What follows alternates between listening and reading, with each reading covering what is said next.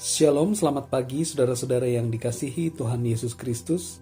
Salam sejahtera buat saudara semua dimanapun saudara berada. Damai sejahtera dan sukacita oleh Roh Kudus melimpah senantiasa dalam hati dan kehidupan saudara semua. Pada pagi hari ini kita akan merenungkan firman Tuhan tentang bilur-bilur Kristus yang menyembuhkan. Dalam 1 Petrus 2 ayat 24 tertulis, Ia sendiri telah memikul dosa kita di dalam tubuhnya di kayu salib, supaya kita yang telah mati terhadap dosa hidup untuk kebenaran. Oleh bilur-bilurnya kamu telah sembuh. Demikian firman Tuhan. Tuhan Yesus Kristus telah menanggung semua kutuk dosa kita di dalam dirinya, agar supaya kita terbebas dari ikatan dosa dan hidup untuk kebenaran. Tuhan bukan saja membebaskan kita dari kutuk dosa yang membuat kita terpisah dari Allah dan membuat kita terancam kebinasaan yang kekal, tetapi Dia juga membebaskan kita dari kutuk sakit penyakit. Di atas kayu salib, Kristus telah menanggung sakit penyakit kita. Darahnya yang tercurah oleh bilur-bilur atau luka-luka pada tubuhnya menjadikan kita sembuh dan terbebas dari segala sakit penyakit. Ketika umat Israel berdosa di padang gurun, ular-ular tedung bermunculan dan memagut mereka sehingga mereka mengalami kesakitan akibat racun ular dan terancam kematian. Mereka kemudian berseru kepada Musa, memohon pengampunan dan pertolongan Allah. Lalu Allah menyuruh Musa membuat ular tedung dan ditaruh pada tiang agar dapat dilihat oleh semua orang. Bagi mereka yang melihat ular tedung itu akan mengalami kesembuhan. Demikianlah hal tersebut tertulis dalam Bilangan 21 ayat 8 dan 9. Maka berfirmanlah Tuhan kepada Musa, buatlah ular tedung dan taruhlah itu pada sebuah tiang. Maka setiap orang yang terpagut jika ia melihatnya akan tetap hidup. Lalu Musa membuat ular tembaga dan menaruhnya pada sebuah tiang. Maka jika seseorang dipagut ular dan ia memandang kepada ular tembaga itu, tetaplah ia hidup.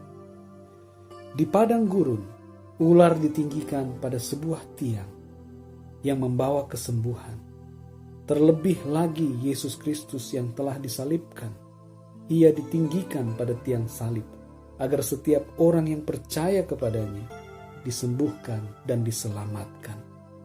Dalam Yohanes 3 ayat 14-15 tertulis, dan sama seperti Musa meninggikan ular di padang gurun, demikian juga anak manusia harus ditinggikan, supaya setiap orang yang percaya kepadanya beroleh hidup yang kekal. Saudara yang dikasihi Tuhan Yesus Kristus telah menjadi jalan keselamatan bagi hidup kita dan juga kesembuhan bagi segala penyakit kita. Ia telah menanggung semua kutuk akibat dosa. Semua sudah terbayar lunas di atas kayu salib. Oleh bilur-bilur Tuhan Yesus Kristus, kita telah menjadi sembuh. Puji Tuhan, saudara yang dikasihi Tuhan. Kuasa darah Yesus, pengorbanan Tuhan Yesus bukan hanya menebus kita dari dosa, tetapi juga menyembuhkan kita dari segala sakit penyakit. Kita dapat memahami kehendak Tuhan bagi kita dengan melihat karya Tuhan Yesus selama 3,5 tahun. Ia menyembuhkan orang-orang sakit. Ia mencelikkan yang buta. Ia membangkitkan orang mati. Ia membuat orang yang lumpuh berjalan, yang tuli mendengar, yang berpenyakit kusta menjadi tahir, yang dikuasai oleh roh jahat terbebas dari roh jahat, yang kerasukan setan dibebaskan oleh Tuhan. Saudara yang dikasihi Tuhan, kehendak Allah bagi kita adalah untuk memberikan kepada kita kekuatan dan kesehatan sepanjang umur kita. Selama kita hidup di dunia ini, sampai batas waktu yang Tuhan tetapkan bagi kita, Tuhan akan selalu memelihara kita dengan kekuatan dan kesehatan yang daripadanya. Dan ketika Tuhan memanggil kita, maka kita telah memiliki jaminan keselamatan di dalam Dia. Karena Dia telah menyembuhkan penyakit rohani kita, yaitu dosa-dosa kita telah ditebus oleh-Nya, sehingga kita menjadi layak di hadapan Allah dan dilayakkan untuk masuk ke dalam kerajaan-Nya oleh karena darah Yesus Kristus.